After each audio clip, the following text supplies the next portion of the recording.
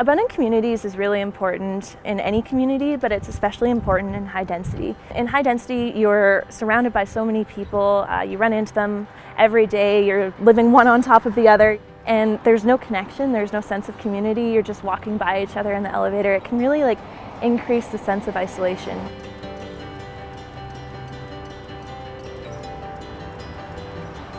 My role with Abundant Communities is that I am Oliver's neighborhood connector. It's my job to identify blocks, or in high density's case, buildings, and find people who are willing to act as building connectors. So people who are willing to go and knock on their neighbors' doors and have a chat about their interests, their vision for the neighborhood, and hopefully act as kind of the point person in the building. I've been living in the Oliver community for around 16, 17 years.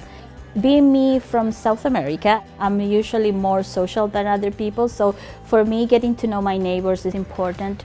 You never know when you have a new family coming that doesn't have any natural supports, or because you have seniors that they still live by themselves. The creation of those natural supports through the connections that the Abundant community gives to the community is the most important in society.